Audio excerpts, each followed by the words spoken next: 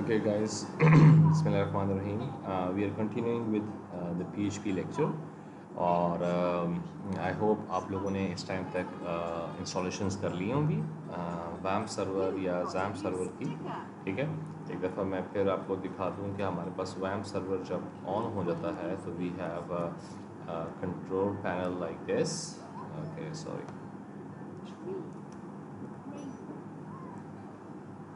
that appears, okay,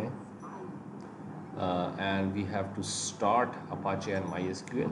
ठीक है, MySQL the database जो कि हमने बाद में यूज़ करना है बट स्टिल, और Apache पे हमारे पास PHP होस्ट हो रही है। सो आज हम अपने पहले PHP कोड की तरफ चलेंगे और हम will start digging inside PHP now.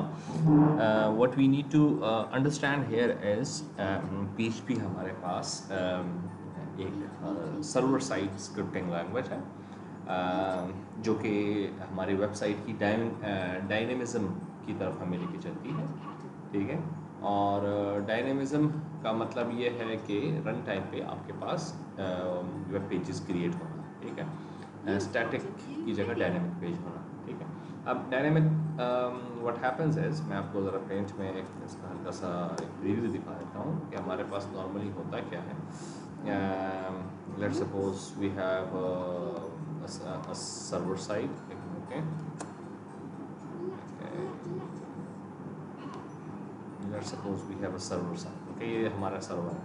ठीक है, और हमारा क्लाइंट जो है he is trying to create a request, ठीक है, to the server for a website.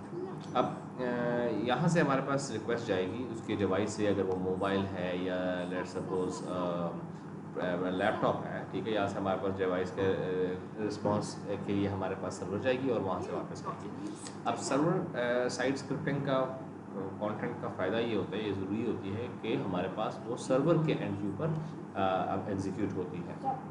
अब सर्वर एग्जीक्यूट क्यों करता है? कभी कभार तो डेटाबेसेस में हमें एक्सेस देने के लिए होता है, या फिर कोई क्रेडेंशियल्स को कंफर्म करने के लिए, या इस जैसे और हमारे पास सर्वर के पास जो रिसोर्सेज हैं उसको यूज़र तक पहुंचाने के लिए। अब सर्वर के पास लेट्स सपोज की पिक्चर्स आपकी पड़ी हुई हैं and you want to access that, so आप यहाँ से रिक्वेस्ट भेजेंगे और सर्वर यहाँ पे एक वेब पेज क्रिएट करके आपको वापस भेजेगा। सो व्हाट हैपेंस इज, यहाँ से जब आपकी रिक्वेस्ट जाएगी तो यहाँ पे आपके पास लेट्स सपोज एक PHP का कोड पड़ा हुआ है। अब वो PHP का कोड जब वापस आपको भेजा जाएगा तो वो PHP नहीं बल्कि HTML की फॉर्म में भेजा जाएगा। ठीक है, जो आपके पास document at the end receive होगा एक वेब ब्राउज़र के पास, that would be an HTML document. PHP या ASP लेट्स सपोज जो एग्जिस्ट करती है server side language, that will be executed at the server end, और वो आपको एक वेब पेज बना के जनरेट करके सेंड कर देगी और वो आप व्यू कर रहे होंगे। ठीक है, सो आपके पास PHP का कंपाइलर नहीं बल्कि सर्वर एंड पर PHP का कंपाइलर या ASP का कंपाइलर होता है और वो उसको एग्जीक्यूट करता है। बाय आप I mean the end user. ठीक है, अगर आपने एक रिक्वेस्ट भेजी सर्वर को, ठीक है, you are the end user, तो आपकी रिक्वेस्ट को जब वो फुलफ़िल करेंगे तो वो एट द रिस्पॉन्स आपको एक और HTML पेज ही भेजेंगे। दो वो वेब पेज या वो HTML पेज जो है रन टाइम पे क्रिएट किया गया है। अब रन टाइम पे क्रिएट मतलब कि वो HTML की जो हमारे पास कोड है वो रन टाइम पे लिखा जाता है। अब वो रन टाइम पे लिखना जो है वो कम्प्लीटली रन टाइम नहीं होती, उसमें आपने मोस्टली पोर्शन पहले का लिखा होता है और कुछ जो है वो हमारे पास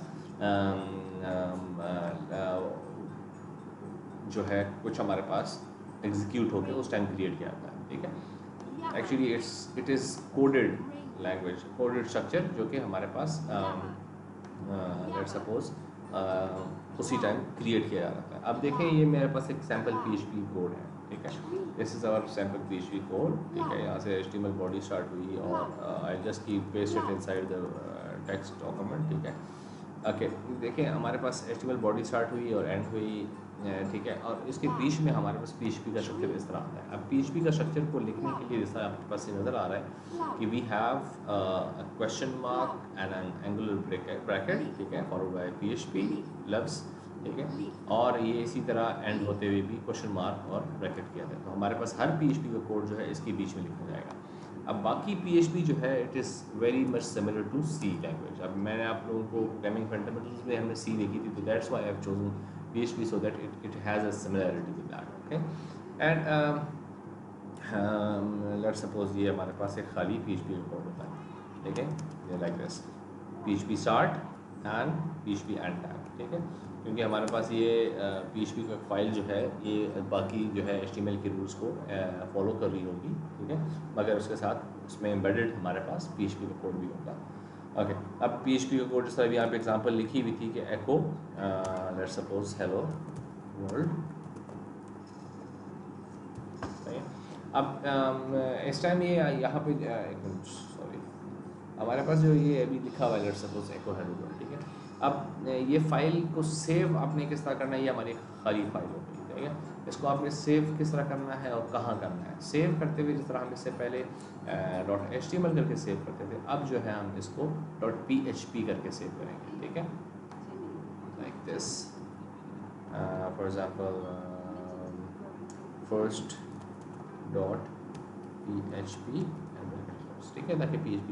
अब इसको सेव किधर करना है, जहाँ पे आपने इंस्टॉलेशन किया है आपने आई होप पाथ डिफर नहीं किया होगा, चेंज नहीं किया होगा, तो मैंने भी जिस तरह चेंज नहीं किया तो मेरे पास C ड्राइव के अंदर ये जो है XAMPP इंस्टॉल हुआ था। और XAMPP के अंदर आप जाएंगे तो हमारे पास यहाँ पे htdocs का एक फोल्डर होगा, just a minute, like this one htdocs। मैं यहाँ टाइप कर देता हूँ आपके लिए ताकि आपको याद रहे,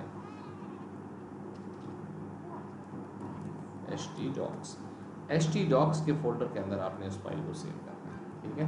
सो htdocs के अंदर मैं गया, अब इसमें कुछ ऑलरेडी पड़ी हुई है फाइल, आप चाहें तो इसके अंदर एक फोल्डर भी बना सकते हैं, अगर आप चाहें आप डायरेक्टली करना चाहते डायरेक्टली सेव कर सकते हैं। मैं पहली फाइल को डायरेक्टली सेव करता हूँ और यहाँ पे मैंने सेव कर दिया। अब आपने इसको, ये होगी हमारे पास फाइल सेविंग और फाइल की लोकेशन। अब इसको एक्सेस किस तरह करना है, अब अगर आप जाके लेट्स सपोज मैं C ड्राइव में जाके उस लोकेशन को खोलता हूँ जहाँ पे मैंने इसको सेव किया है, ठीक है, तो XAMPP फोल्डर के अंदर htdocs है, ठीक है, और इसके अंदर ये फाइल पड़ी है first.php। अब first.php को अगर मैं ब्राउज़र में खोलूँ तो what will happen, let's see, ठीक है, इसने मुझे वही कोड एज इट इज़ दिखा दिया है, एग्जीक्यूट नहीं किया। देखें HTML लिखा हुआ आ रहा है, हालांकि HTML की जब लिखा जाता है तो वो एग्जीक्यूट करना चाहिए। अब इसको लोड करने का तरीका ये है, आपने जाना है लोकल होस्ट पे, लोकल होस्ट, और उसके बाद स्लैश करके, ठीक है, आपने क्या लिखना है इस फाइल का नाम, तो फाइल का नाम है first.php। Now this file is execute, ठीक है। अब ये वही फाइल है, देखिए ऊपर आपको नज़र भी आ रहा है कि ये first.php को लिया और यहाँ पे ये फाइल का कोड एग्जीक्यूट हो गया।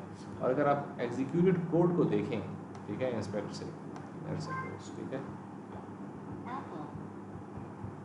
Just a minute, okay, view page source, तो देखें ये सिर्फ ये लिखा हुआ आ रहा है, हालांकि हमारा कोड जो था दैट वाज दिस, देख रहे हैं, इसमें आपको डिफरेंस नज़र आ रहा है कि हमारे पास PHP की लफ्ज़ है वो गायब हो गई और ये कमांड जो थी वो एग्जीक्यूट हो गई। Actually echo command is very much similar to cout, ये आपने डिस्प्ले कर दिया है अपने पेज के अंदर है, ठीक है, तो हेलो वर्ल्ड वहाँ पे प्रिंट होके आ गया हमारे वेब पेज के अंदर।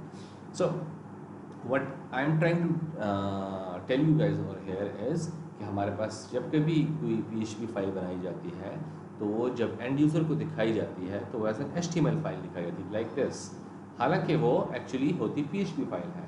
और कंपाइलर जो है PHP का कंपाइलर जो है हमारे पास वैम के सर्वर के अंदर, वो इसको एग्जीक्यूट करके हमें HTML जनरेट करके देता है, ठीक है।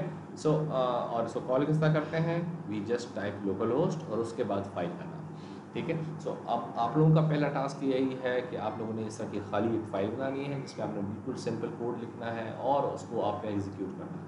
एंड जब आपकी इस तरह फाइल एग्जीक्यूट हो जाए और आप यहाँ पे एरर ना आ रहा हो, ठीक है, या कोड ना दिखाया जा रहा हो जिस तरह पिछला था हमने देखा था, ठीक है, अगर ये आपके पास इस तरह आ रहा है तो that means you have successfully executed your first PHP code. अब इसके बाद हम ऐसा फर्दर डिग इन करेंगे और I move to the next video now.